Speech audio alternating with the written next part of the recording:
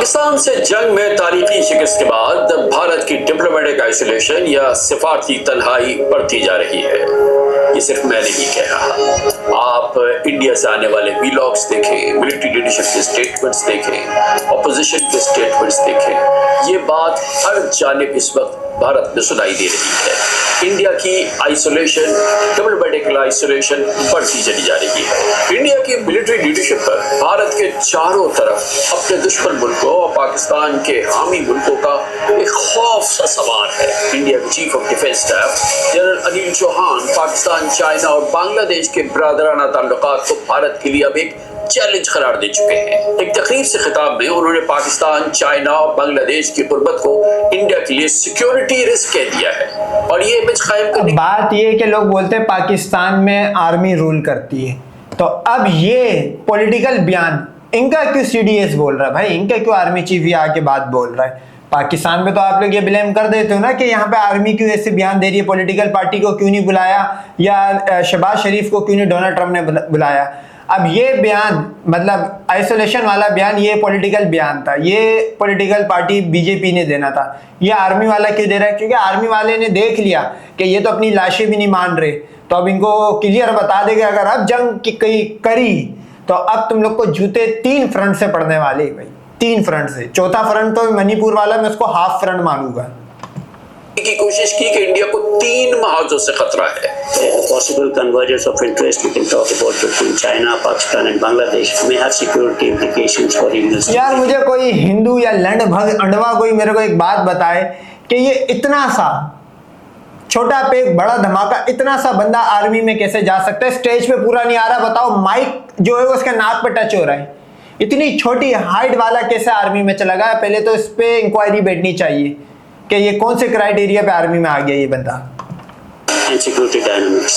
Similarly, frequent shifts in government in South Asia, changing geopolitical situation and ideological views, another major challenge that we face. वो देखो कैसे गंदे गंदे बना रहे हैं। जब भारत के deputy chief of army staff general Rahul Singh ने इल्जाम लगाया कि बॉर्डर एक था लेकिन भारत के सामने दुश्मन 3 थे, यानी पाकिस्तान, चाइना और टर्की। असल वजह यह है कि भारत अपने नाक़दीन को, भारत की मिलिट्री लीडरशिप पूरे भारत से आने वाली आवाजों को जवाब देने की कोशिश कर रहे हैं, जहां पर बार बार पूछा जा रहा है कि पाकिस्तान के हाथों भारत को शिकस्त क्यों हुई, भारत शिकस्त खा गया, भारत के जहाज क्यों गिराए गए। इसका जवाब अब इस अंदाज से सामने आ रहा है कि भारत की मिलिट्री लीडरशिप कह रही है कि दरअसल हम 3 महाजों पर लड़ रहे थे। इस मिलिट्री लीडरशिप का कहना था कि बैटल ग्राउंड चाइना के लिए एक लाइव लैब बना हुआ था।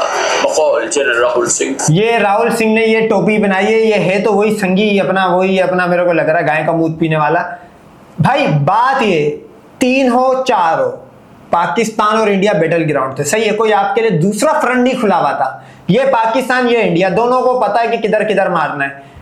तो अब पाकिस्तान को पीछे से कोई भी बैक करे वो मैटर नहीं करता भाई। तुम भी तो इजराइल जो था वो भी तो कर रहा था, क्या हुआ? उसके जो फटे हालात ईरान ने करे वो अलग है, जो तुम्हारे को करवा गया वो अलग है। तो मैं वही कह रहा हूं कि ये एक फेस सेविंग करने वाली बात है। अगर चाइना के बॉर्डर पे भी हॉट होता, बांग्लादेश बॉर्डर भी हॉट होता, पाकिस्तान भी हॉट होता तो भाई ये टोपी समझ आ जाती कि 3 फ्रंट थे। अबे फ्रंट तो एक ही था भाई, वो तो बैक एंड पे जो चल रहा हो वो तुम्हें भी यूरोप ने वेपन राफेल दिया था, क्या कर लिया तुम लोगों ने? चाइना पाकिस्तान को इंडियन आर्मी की एक मूवमेंट की लाइव इंफॉर्मेशन दे रहा था। So we saw Pakistan one side, but adversaries were 2, and if I would say actually 4 or 3 actually. Pakistan was the front face. We had China providing all possible support, and it's no surprise because if you were to look at statistics in the last 5 years, 81%. इसी तरह करते हुए 58% Russia, सही है, और last 4 साल में 70% America weapon और इजराइल के ड्रोन। तो हम बोले 3 कंट्रियां साथ थी, आप हार गए। The military hardware that Pakistan is getting is all Chinese, 81% of that. Turkey also played a very important role in providing the type of support that was there. Director, of course, he's been giving from before. We saw numerous other drones also coming in. ये indirectly ये बता रहा हमारे हारने की वजह ये लोग थे। standing in the face of war, during the war, along with trained sort of individuals who were there. बज़ाहिर इंडियन मिलिट्री लीडरशिप अपने फेल्यूर्स का इतराफ कर रही है। राफेल समेत 6 फाइटर जेट्स की तबाही और पाकिस्तान से डिफीट का कन्फेशन बार बार मगर मुख्तलिफ अंदाज से किया जा रहा है। हमारी डिफेंस फोर्सेस के डिसिप्लिन के चर्चे दुनिया भर में होते हैं, लेकिन क्या हुआ इस साल पहलगाम टेरर अटैक और ऑपरेशन सिंदूर के बाद चीफ ऑफ डिफेंस स्टाफ? यार ये कौन सी दुनिया में रहते हैं, मेरे को समझ नहीं आती। जैसे इनके भगवानों की कहानी आती, हवाओं में उड़े पूरी दुनिया पे राज, ये सब हिंदू बाद में धर्म बने, फला ढिमकाना, 5000 साल 10,000 साल, जैसे इनके ड्रामों में होता था स्टार प्लस के 500 करोड़ 900 करोड़ का चेक कट रहा होता था। इसी तरह कब इनकी आर्मी को दुनिया ने बोला या इनकी आर्मी किस फ्रंट पे लड़ी है भाई, या इन्होंने 1 इंच कोई चीज जीती हो तो आप मेरे को बता दो। हारी जरूर है, तो मेरे को समझ नहीं आती किस बेसिस पे ये बोल रहे होते। भाई कोई एक बेस तो होगी, कोई सामने वाले को काउंटर करने के लिए जवाब तो दोगे कि आपने इस बेस के ऊपर आप अपनी आर्मी को प्रेस कर रहे हो। मेरे को तो समझ ही नहीं आता कि बिना जंग लड़े नंबर 1 बन रहे ये लोग। आपकी बात कर लीजिए, एयर चीफ की बात कर लीजिए, deputy chief of army staff की बात कर लीजिए, सब अपने डिसिप्लिन भूल गए हैं क्या? या वो कुछ ऐसा बोलना चाहते हैं, साफ शब्दों में बोलना चाहते हैं, जो बात देश के नेतागण आपसे छिपाना चाहते हैं? जो देशभक्त हैं वो ये चेतावनी समझ रहे हैं हमारी आर्म फोर्सेस की तरफ से जो बात आ रही है। लेकिन दर हकीकत इंडियन आर्मी की टॉप ब्रास और उसकी ये बौखलाहट भारत की उस डिप्लोमेटिक आइसोलेशन या सिफारती तन्हाई का नतीजा है जिसका इंडिया को मुसलसल सामना है। पिछले 2 महीनों से अमेरिका हो, रशिया हो, यूरोपियन यूनियन हो या अरब स्टेट्स हो, भारत के पाकिस्तान के हवाले से नैरेटिव को बिल्कुल खातिर में नहीं ला रहे। इंडिया के पड़ोसी मुल्क जैसे कि बांग्लादेश, श्रीलंका, नेपाल, मालदीव्स, भूटान और म्यांमार भी इंडिया से खिंचे नजर आ रहे हैं। पूरी गवर्नमेंट का नैरेटिव बाय करने को कोई ओ भाई ये जब साथ भी थे ना तब भी कुछ भी नहीं थे, जीरो थे, लुल बटा सन्नाटा था, हम हमेशा घुस के मारते थे।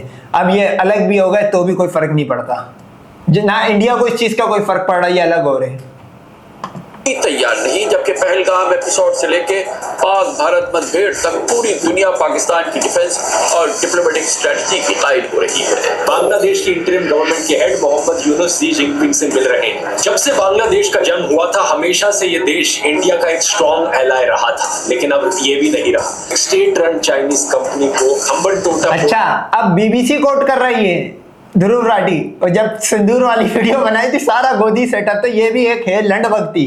ये एक 6th जनरेशन, इसने अपनी जनरेशन चेंज कर ली, 6th जनरेशन का ये अंडवा है, लेकिन है ही अंडवा ही। पर 99 साल की लीज मिली। भूटान भी ट्रेडिशनली इंडिया के हमेशा क्लोज रहा है, लेकिन अक्टूबर 2023 की ये खबर देखिए। भूटान और चाइना ने बॉर्डर डिस्प्यूट्स रिजॉल्व करने के लिए और डिप्लोमेटिक टाइज एस्टैब्लिश करने के लिए बातचीत की।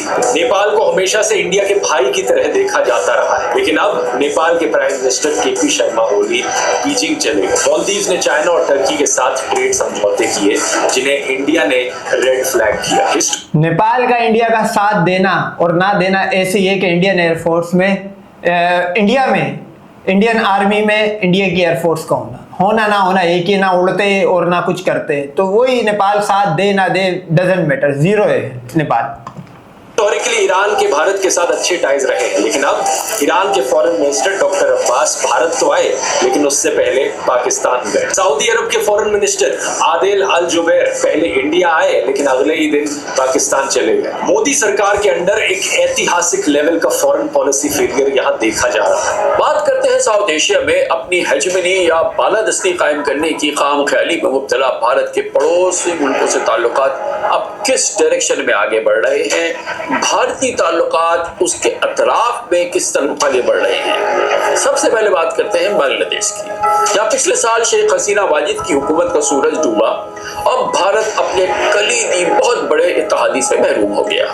अब ढाका की गलियों में भारत मुखालिफ अवामी जज्बात उबल रहे हैं। एक नई पेशरफ ये है कि बांग्लादेश चाइना के साथ मिलकर एक एयरपोर्ट पर काम कर रहा है जिसको नॉर्थ ईस्ट इंडिया को जोड़ने वाली चिकन नेक के लिए खतरा तस्वुर किया जाता है। स्ट्रेटेजिक मूवमेंट्स हो रही हैं बांग्लादेश और चाइना के दरमियान की। सिर्फ 22 किलोमीटर चौड़े इस कॉरिडोर के साथ बांग्लादेश और नेपाल की सरहद भी मिलती है, जबकि भूटान और चाइना भी इस कॉरिडोर से चंद किलोमीटर के फासले पर है। शेख हसीना की हुकूमत में ये इलाका इंडिया के लिए शदीद और बेहतरीन महफूज समझा जाता था, लेकिन अब ये ना महफूज है बल्कि शायद एक मुख्तलिफ किस्म की सूरत हाल पैदा हो रही है। भारत मुखालिफ सूरत हाल वहाँ बनती नजर आ रही है। With help from our old friend, Bangladesh, reports say China will build an airfield in Bangladesh. Look at how close it is to India's northeast, especially the Chicken's Neck. As you know, the Chicken's Neck is a narrow strip of land. It connects India's northeast to the mainland. You cut it off and you cut off India's northeast. An airfield near this region is bad enough, but a Chinese airfield, if true, it would be a major security threat. And the trouble does not end here. There could be a Pakistani angle as well. Reports say the airfield's construction will begin by October and a Pakistani firm will be the subcontractor. दूसरी जानिब श्रीलंका में pro Chinese Marxist देखो ये construction कोई भी कर सकता है, चाइना भी कर सकता है, बांग्लादेश खुद भी कर सकता है। ये एक मैसेज दिया है कि तीनों पार्टियां इन्वॉल्व है। ये मैसेजिंग का एक काम अलग होता है और ये सबसे बड़ा काम होता है। ये इन्होंने मैसेजिंग दे दी है आ चुकी है, जिसकी वजह से श्रीलंका पर भारत का इन्फ्लुएंस कम हो रहा है। जबकि हेमंतोटा पोर्ट का कंट्रोल चाइना के पास आने के बाद बीजिंग को इस इलाके में एक बड़ी इंपॉर्टेंट स्ट्रेटेजिक रसाई मिल गई। भारत के पॉलिटिकल एरोगेंस ने नेपाल को भी चाइना के करीब कर दिया है। इसी नेपाल में भारत मुखालिफ जज्बात #बैक ऑफ इंडिया मुहिम में बदल चुके हैं। नेपाली अवाम में अपनी हुकूमत से आजाद खारजा पॉलिसी का मुतालबा जोर पकड़ता जा रहा है। इसी तरह मालदीव में भी भारत की मिलिट्री प्रेजेंस के खिलाफ #इंडिया आउट तहरीक तेजी से आगे बढ़ रही है, जिसके नतीजे में वहां की गवर्नमेंट ने भारतीय फौज को मुल्क से निकाल दिया है और अब मालदीव चाइना और टर्की से ताल्लुकात को प्रेफरेंस दे रहा है। ग्रेटर नागालैंड के लिए भारत के लहंगी पसंदों को म्यांमार से मदद मिल रही है, जिससे भारत में अरुणाचल प्रदेश, आसाम, मणिपुर, मेघालय, मिजोरम, नागालैंड और त्रिपुरा में सेपरेटिस्ट मूवमेंट को नई जिंदगी बन चुकी है। भारत का इल्जाम है कि म्यांमार चाइना की पुष्पनाही से ऐसा कर रहा है। गोया हिंदुत्व की पॉलिसी ने भारत के चारों तरफ उसके ओपोनेंट्स को जमा कर दिया है और एक कुव्वत है जो कि इस वक्त भारत मुखालिफ उसके चारों तरफ जमा हो चुकी है। किसी वर्ल्ड फोरम में भारत के नैरेटिव को पजीराई नहीं मिल रही है। G20 का इजलास हो, G7 समिट हो, ब्रिक्स का फोरम हो, शंघाई कॉन्फ्रेंस हो, क्वाड का अलायंस हो, कहीं भी भारत के नैरेटिव को नहीं प्रेफरेंस मिली, नहीं माना गया। हर फोरम पर पहलगाम में पाकिस्तान के मुलव्विस होने का इल्जाम रिजेक्ट कर दिया गया। पिछले 2 महीने में कहीं वजीर आजम नरेंद्र मोदी, कहीं फॉरेन मिनिस्टर जयशंकर तो कहीं वजीर दिफा राजनाथ सिंह को मायूसी का सामना करना पड़ा। भारत के नाकाम ऑपरेशन सिंदूर के दौरान तो ईरान और अफगानिस्तान जैसे भारत के दोस्त मुल्क भी पाकिस्तान के मौक़िफ़ के करीब हो गए। भारत के पॉलिटिकल एनालिस्ट और इंटेलेक्चुअल्स नई दिल्ली की इस हिस्टोरिक रिसवाई या डिप्लोमेटिक आइसोलेशन पर मोदी गवर्नमेंट पे फट पड़े। जो असल ऑब्जेक्टिव था वो था डोमेस्टिक ऑडियंस को मोबिलाइज करना। एक तमाशा था जो एक पार्टिसन पॉलिटिकल पर्पस से किया गया था, वो तो हासिल हो गया। वो पूरी तरह से हासिल हो गया। नैरेटिव इन्होंने डोमिनेट कर लिया। हमारी फौज उनके लिए है, चीन के पूरे बॉर्डर के साथ लगी हुई है, बांग्लादेश के साथ लगी हुई है और इंटरनल सिक्योरिटी में लगी हुई है। In terms of actual warfare हमारा कोई एडवांटेज नहीं है और हमारा कोई एडवांटेज नहीं है पाकिस्तान के खिलाफ। पाकिस्तान कहीं नहीं जा रहा है। ये जब मैं पैदा हुआ था तभी से सुन रहा था कि पाकिस्तान जो है वो टूटने वाला है। पाकिस्तान कहीं नहीं जा रहा है, चीन उनके साथ है।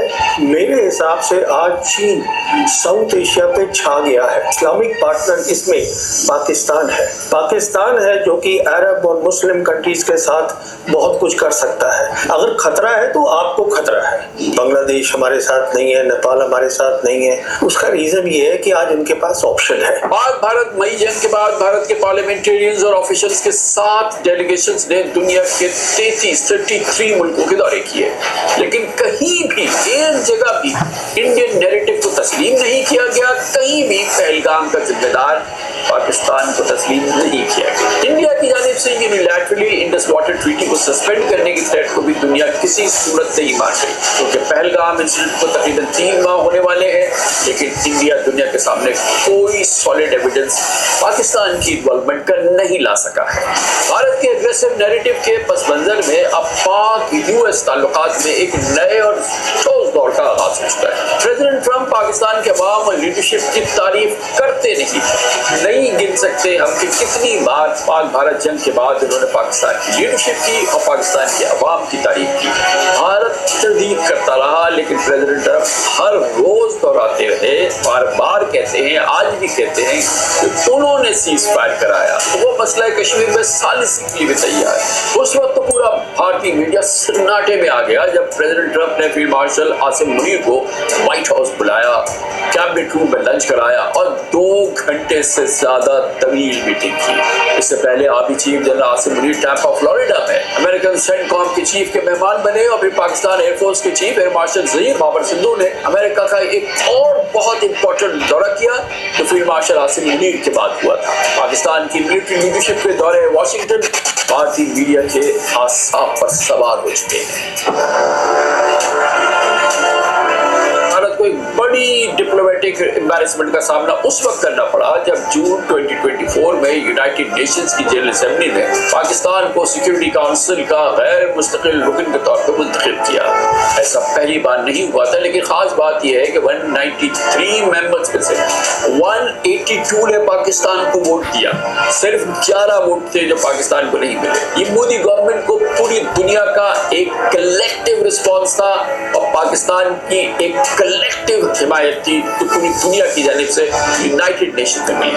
पूरी दुनिया पाकिस्तान के साथ है और इंडिया इस वक्त तन्हा नजर आ रहा है, जिस पर इंडिया की पॉलिटिकल लीडरशिप तो खामोश है, लेकिन मिलिट्री लीडरशिप बार बार इसको स्पिन दे रही है, मुख्तलिफ तरीकों से इसको घुमाने फिराने की कोशिश कर रही है। लेकिन इंडियन मीडिया, हुकूमत, फौज और इंटेलिजेंस की धज्जियां बिखेर रहा है।